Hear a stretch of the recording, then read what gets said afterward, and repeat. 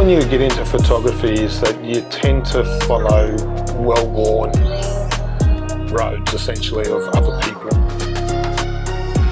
I think for myself, particularly with the limitations that we had around the same location over and over and over again, I think it's important that you break out in a different way, challenge yourself.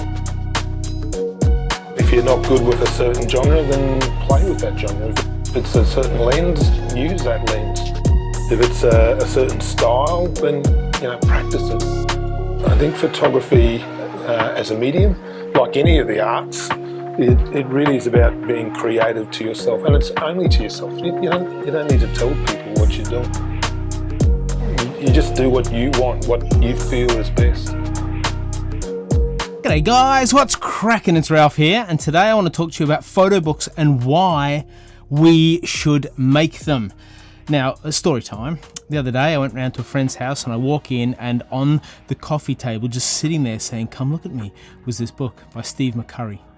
Now, I couldn't help myself. I picked it up. I was intrigued. This photo and genre of photo is familiar to me. And so I started looking through the pages. And as I'm looking through the pages, I am drawn in. I'm immersed. I am transfixed. I'm mesmerized. I can't tear my eyes away from the images. And I start looking slower and slower and slower as we go through, and there's talk and there's conversation, there's things happening, there's people asking things of me, and I am in a world of my own. I am drawn into this incredible work. When photos are printed together in a set of work like a photo book, they can have a profound and powerful impact.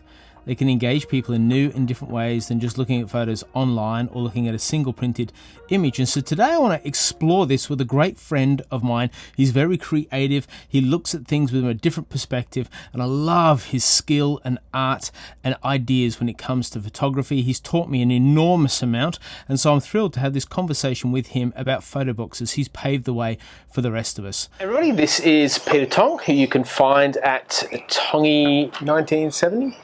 Photography. Is that right? Photography on Instagram. So check out his stuff there. He's very talented and likes to do a diverse range of photography, which I really appreciate. And at the end of last year, start of this year, you put out a photo book. I did. Much to the surprise of many, because it was a bit secret. We'll talk a little bit about that in due course. What is a photo book? Look, a photo book is just a collection of photos that you can keep either in a printed form, or in the case that I've done it digitally. So when you put your photo book together, yes, you had a theme. I did. What's the value of a theme, and how do you choose a good one? Well, look, you could interchange theme with topic, I suppose, as well. Like if you're going on holidays, you would have a collection of photos from your holiday. But for the purposes of my project, I chose something that I thought could be something I could work on in all of the places that we've always been to. You know, those places that we live on the Gold Coast, and there are so many places that you can go to get a photo, and you can do them over and over and over again over many, many years. So the challenge for me was, if I went there, could I do something different? Could I look for something different? Could I be able to find elements in every one of those locations that could be added to a theme? You say at the start of the photo book, I set out at the beginning of 2021 to set a goal of stretching myself creatively whilst maintaining motivation by utilising a personal project. Why is that important? Why is creativity important? Why is stretching yourself important? Definitely with photography, you will have your ups and downs creatively. It was just trying to stretch creatively, trying to look at things differently. The same locations but in a different way.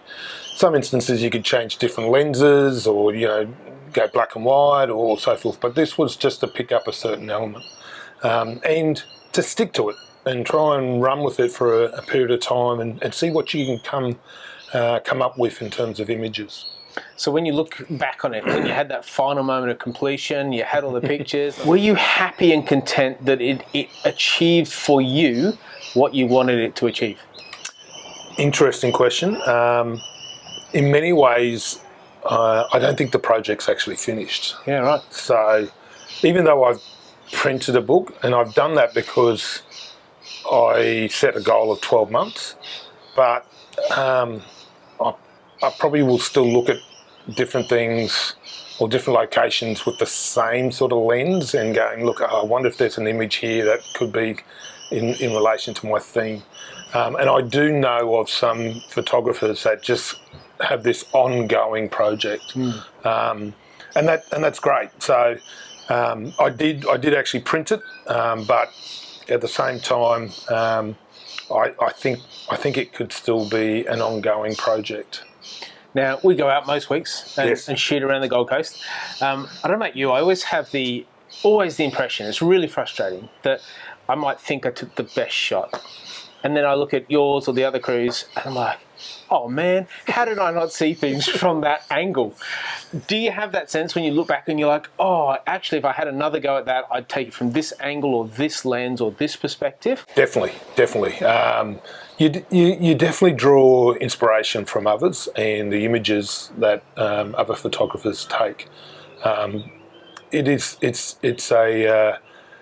a very wide spectrum in terms of creativity when you go to a location. You know, there's different cameras, different lenses, different heights in terms of being low, high, you know, compression in terms of using a zoom lens, just what nature dishes up for you. And then different times of day. There's so many elements that come into an image. You could keep going back there for years and years and never hit that ideal image, but that's the beauty of it, isn't it? Yeah, it's true. So your photo book was Shapes, Lines and Patterns of Nature. Why was that one the first one you chose? During the COVID lockdowns, as the crew will attest, we quite often tried to set some challenges for ourselves whilst we're in lockdown. So we were really confined to our own backyards, our own houses during that.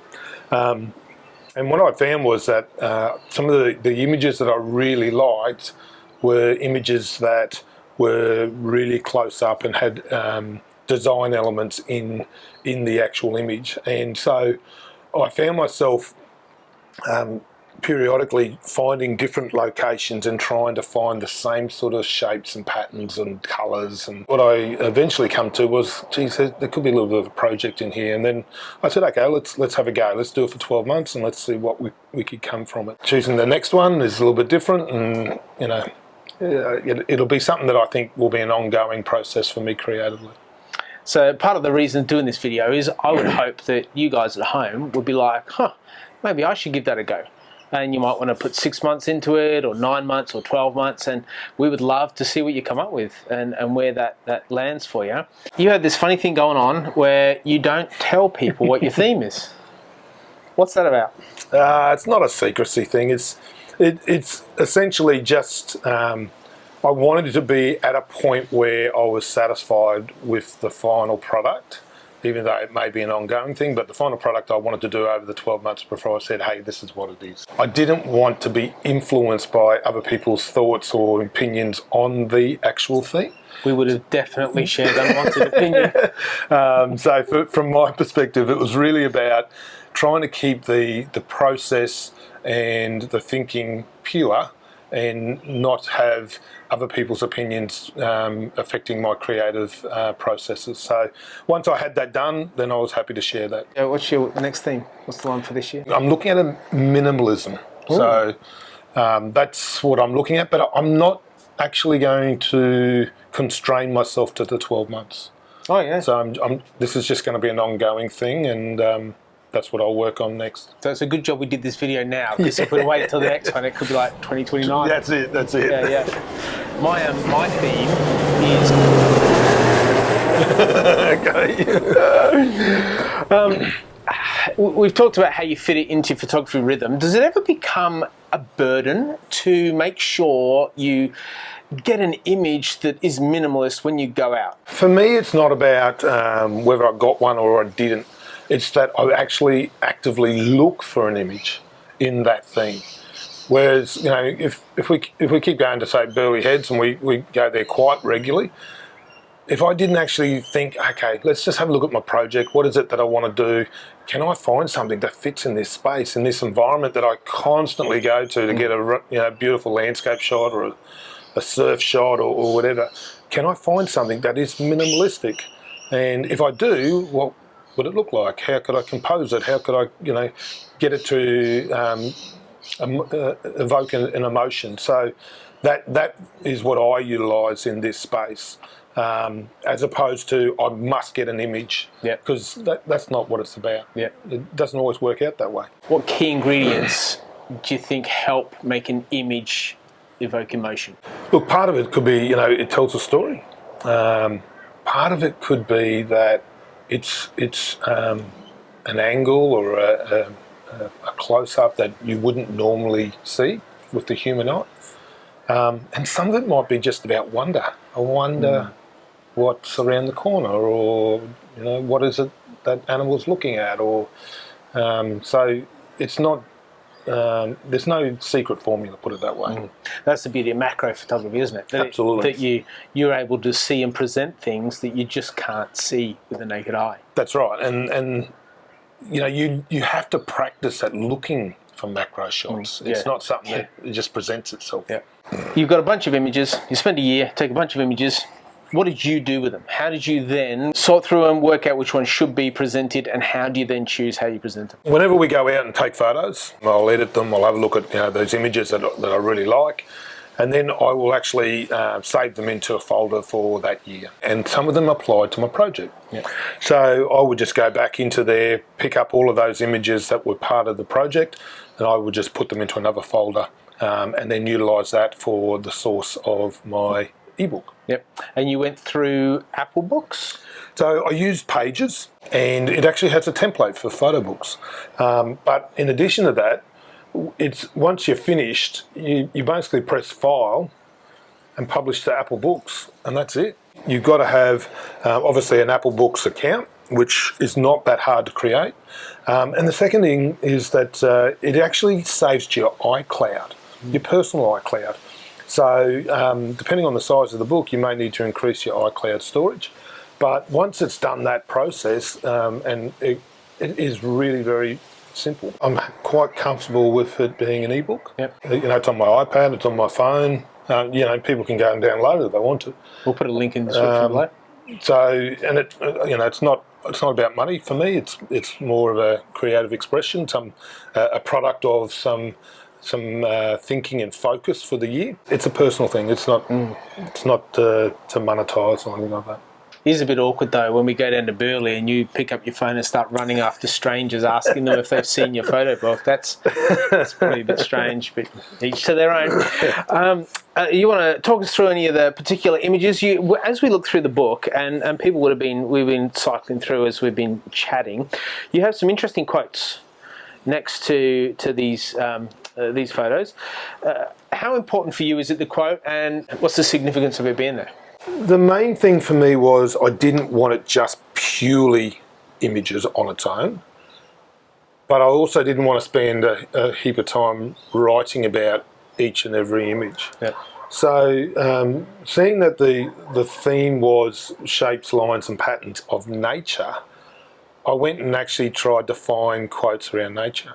And in that process, I utilised those quotes just to drop in periodically throughout the book. It's more about just getting you to think about nature, and particularly around the scenery around you.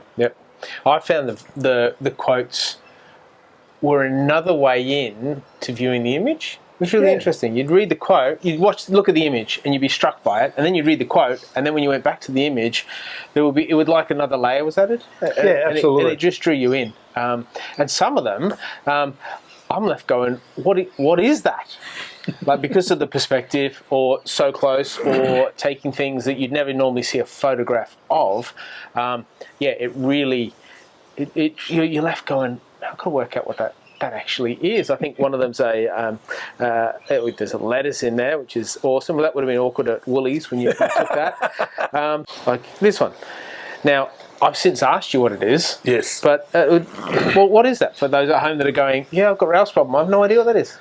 That's actually from a scribbly gum tree, and I believe it's a beetle that creates that pattern in this particular tree, in the trunk. And was quite an interesting image. So I took it and converted it to black and white because I thought it would be a little bit more punchy. Yep. And I think it's intriguing on its own.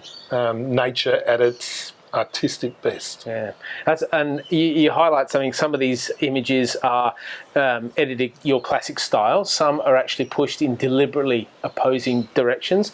Some are black and white, and I guess you get the option of the opportunity with a photo book to really showcase and experiment and mess about with all the different editing approaches you can take. Absolutely. And look, some of those images just lent itself, in my belief, to be really classic black and white. Some are deliberately desaturated. Some of them are very contrasty. Every image for me was about what effect would best bring this image to life creatively for me, whilst looking at saving these images into the 2021 folder. There was no, this is all the black and white ones, this is all the this type of theme. It was just, how does that image look just on its own? How could I creatively create it, pop it over, and then, when it came time to create the book, I could just lay it all out in a different way. Did you find that when it comes to laying out, because I know like Sean Tucker, for example, will do the same process, but then print all his photos, like in small, and then lay them out, move them around and do all that. How did you come to choosing the order that they go in, and that some of these images take up a full page, others a half? There's a bit of variation. I definitely didn't print them, and there's a really good reason for that. Don't have a printer. That's a great reason. So look, digitally, I could in Pages drop down the size to a point where I could see multiple pages, and I could move things different around. I think in the end, the actual quotes probably led me to the arrangement of some of those images. So we'll put a link in the description below so people can go through and just enjoy these. And they can catch you up on Instagram, where a bunch of stuff is, and a whole variety of that, including some sports stuff, which is just really creative, and a whole host of other options. But thanks for your time today. It's been really beneficial. It's taken about 6 months to convince you to come on, but I know you're super eager to be here. So thanks very much. And guys, thanks so much for watching. If you have any questions for Pete, put them in the comments below, and I'm sure he'll be there to have a chat with you if you'd like that. And we'll see you in the next one. Thanks. Bye. Thanks so much for sticking around for the conversation. I really hope you got a heap out of it, and I'd love to see your work. We'd love for you to engage with us and talk about this, to share this video if it's of help to anybody else, and to show us the photo projects you have done or that you are thinking about. If you've got any questions, please put in the comments below. Thanks for subscribing, thanks for liking, thanks for sharing, and thanks for listening to both of us waffle on for a few minutes. Really appreciate it, and we'll see you in the next video. Bye. So you're a bit hesitant to be on the tube? Thought it would have been a lifelong dream. So pumped for it.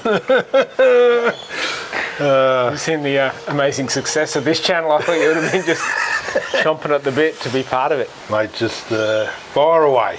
All right.